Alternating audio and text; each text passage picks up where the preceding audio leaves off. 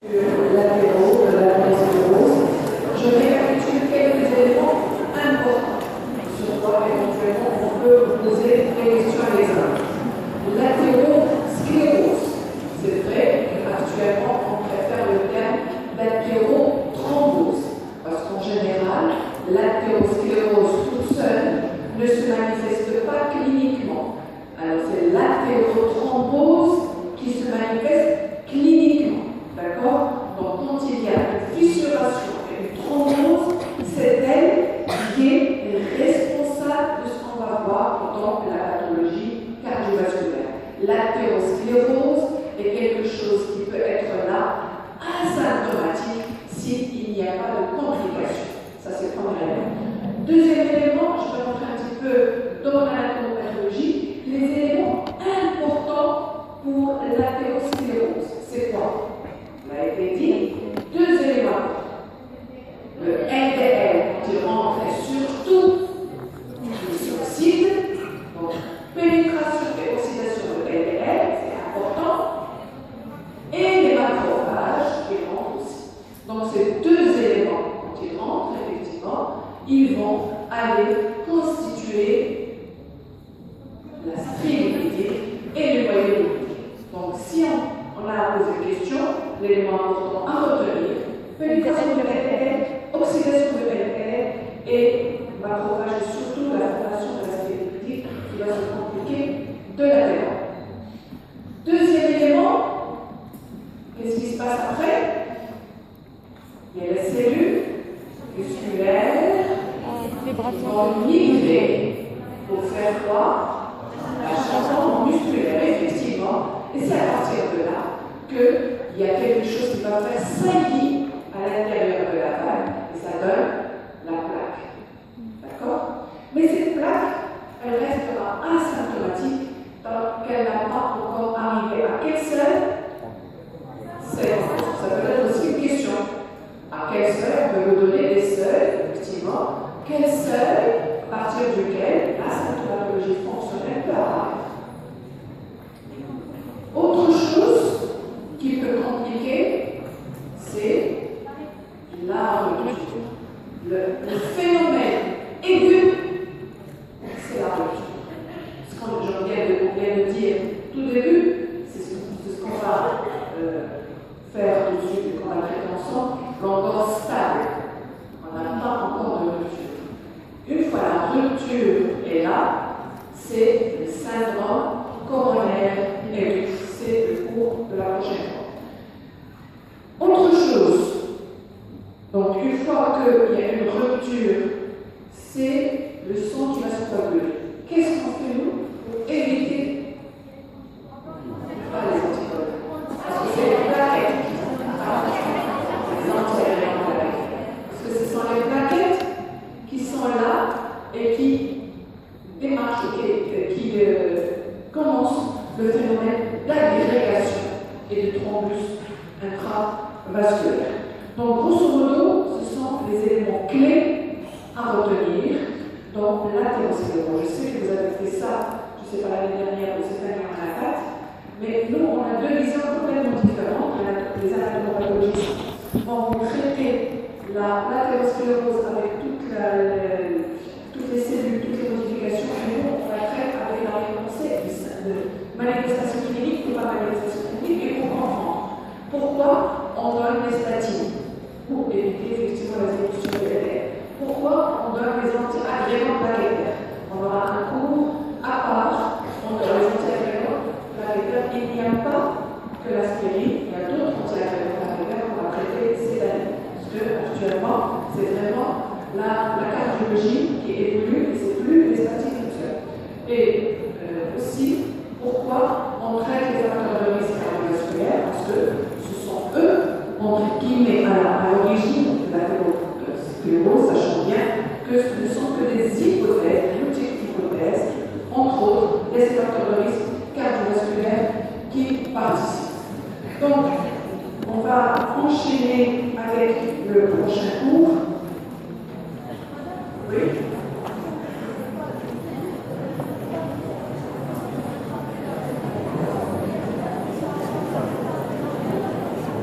Alors, une bonne question. Alors, bon, ça, je vais en parler dans mon WhatsApp, mais je vais quand même répondre. Elle me pose la question.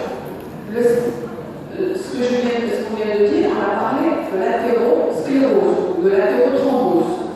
La question, le spasme. Le spasme aussi, qu'est-ce qu'il fait? Il diminue la lumière. Et est-ce que le spasme peut être à l'origine des manifestations cliniques, ou est-ce que c'est obligatoirement qu'il y ait de l'athérothrombose ou de l'athérosclérose ou pas? Pas obligatoire.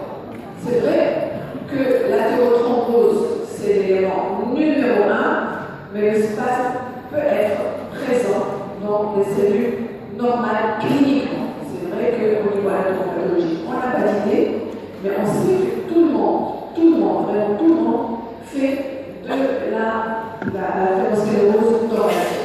C'est probable qu'il y ait de l'athérosclérose dans une artère. Mais ce n'est pas parce qu'il y a de l'athérosclérose qu'il y ait un spasme. Il y a un spasme parce qu'il y a une pathologie X ou Y. C'est une autre chose à débattre qui n'est pas de notre sujet. Donc, pour répondre à la question, le spasme est une chose à part qui peut survenir sur l'artère, qui peut être malade ou non malade, cliniquement. Mais à la pathologie, en général, plus on vieillit, plus on a de l'athérosclérose dans nos artères, et surtout les artères où il y a cette tension et ce cisaillement au niveau qui a une pression un petit peu élevée. D'autres questions encore? Ah oui? Est-ce qu'on peut avoir la diminution de la taille du plaque d'athérothrombose? Est-ce que la taille du plaque d'athérothrombose peut diminuer avec le temps? La taille de l'athérothrombose peut diminuer avec le temps. C'est une question effectivement qui se pose et les laboratoires ont montré qu'avec la prise des statines, on peut stabiliser pour régresser la plaque. Mais disparition non, mais surtout effectivement, c'est ce que disent les laboratoires qui font les statines, qu'on peut stabiliser la plaque, parfois on peut un petit peu la réduire, sans plus, ce n'est pas de disparition. D'autres questions? Oui?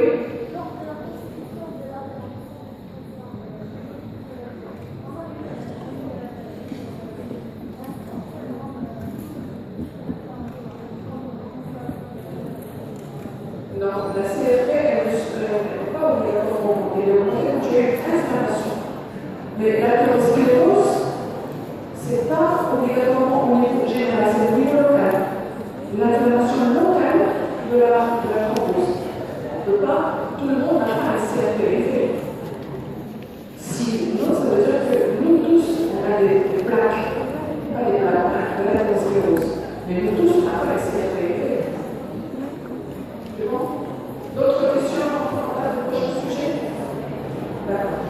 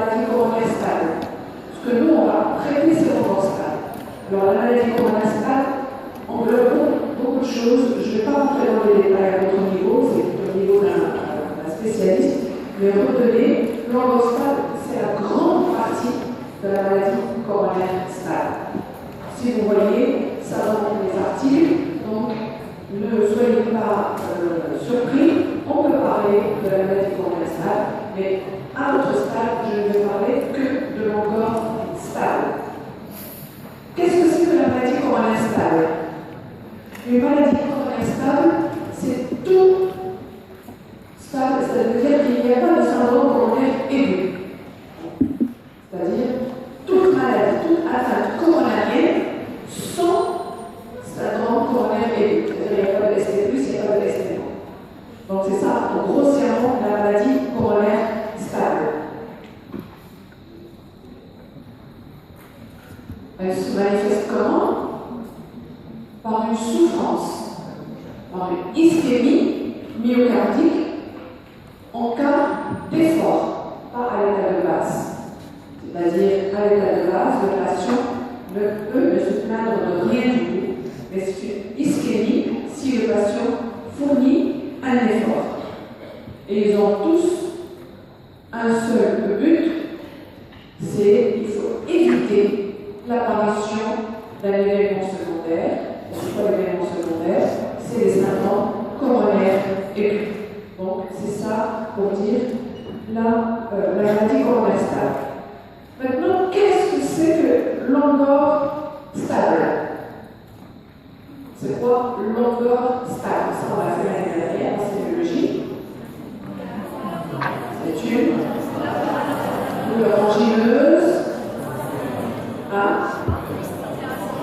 qui survient à l'effort. C'est très important. Ce n'est pas une douleur de repos. Attention.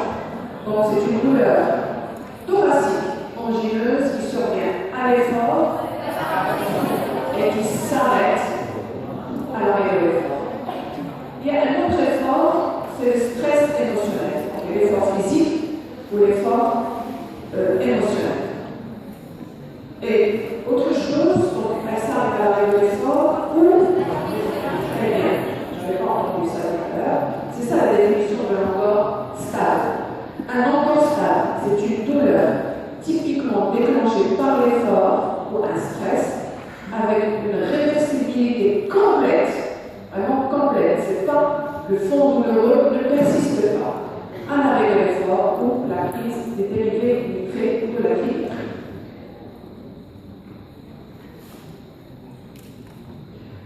Quand est-ce qu'on a cette douleur ou cet endroit?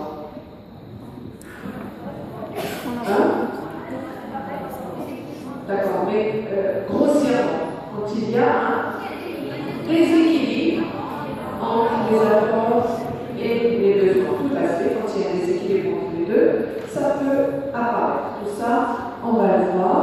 Effectivement, quand la demande dépasse ce que le sang donne, ou le cœur donne, il y aura une douleur thoracique. Alors, physiologiquement, donc il y a deux éléments dont je vais discuter. D'abord, l'ischémie, et deuxième élément, quelles sont les conséquences à l'ischémie? L'ischémie, vous venez juste de le dire, c'est qu'il y a un déséquilibre entre les besoins et les apports. C'est-à-dire que la perfusion ou le sang qui passe au niveau des artères coronaires n'est pas suffisant aux besoins de l'organisme. Vous pouvez me donner des exemples pour ça? Les besoins de l'organisme augmentent quand? Par l'effort, un stress,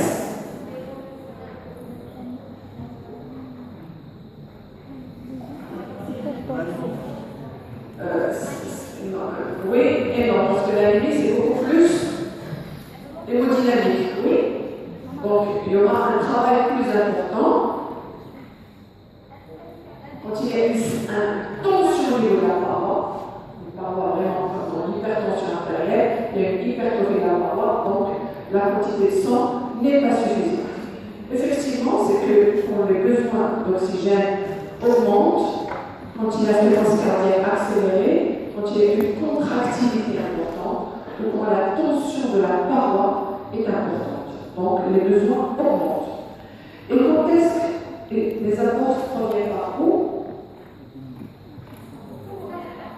La perfusion coronaire, et c'est là où intervient l'athérosclérose. Plus la perfusion diminue, c'est que les artères coronaires diminuent. Une saturation en oxygène qui est diminuée, c'est là où l'anémie, dont on parlait tout à l'heure, ou quand il y a une extraction d'oxygène par rapport au myocarde n'est pas suffisante. Vous allez voir, à l'état de base, déjà de repos, l'extraction est maximale déjà. Donc on ne peut pas augmenter plus l'extraction de l'oxygène. On peut augmenter cette extraction d'oxygène par la simple augmentation du débit à l'état de base, donc on ne peut plus aller au-delà. Donc je n'ai fait que développer ces facteurs de la consommation d'oxygène, une fréquence cardiaque élevée quand l'activité physique, le sport, l'augmentation de la contractilité, surtout pour la tachycardie, l'augmentation de la tension artérielle par une hypertension artérielle, un rétrécissement aortique parce que la parole devient épaisse, une myocardiopathie, etc. Quels sont? On a une diminution au niveau des apports. Cette diminution, on en a parlé, c'est que les facteurs liés à la perfusion, c'est la sténosporaire.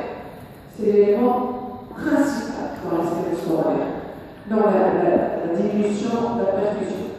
Mais aussi, on peut avoir, on l'a dit tout à l'heure, une baisse du débit cardiaque. Quand est-ce qu'on peut avoir une baisse du débit cardiaque?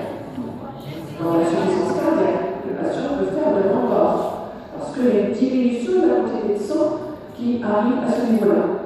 Une baisse de la pression artérielle diastolique. Pourquoi?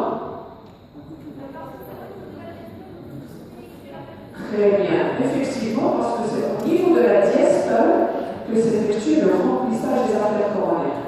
Dans l'insuffisance aortique, où la pression artérielle diastolique baisse jusqu'à 0, le patient peut faire une douleur thoracique. Mais c'est une douleur qui est en rapport avec le sang qui n'arrive pas correctement au niveau du myocarde. Donc retenez que la baisse de la pression artérielle diastolique, bien sûr une baisse importante, que là, il y aura une diminution des apports. Une augmentation de la pression intraventriculaire gauche. Là aussi, il y aura, quand il y a une augmentation de la pression, qu'est-ce qui se passe au niveau du muscle cardiaque? Il y a une hypertrophie, mais surtout, il y a une compression effectivement des artères. Les artères sont un petit peu comprimées par cette hyperpression. Et par conséquent, le sang qui passe à travers ces artères est diminué. Bien entendu, on en a parlé, la tachycardie. Pourquoi la tachycardie diminue?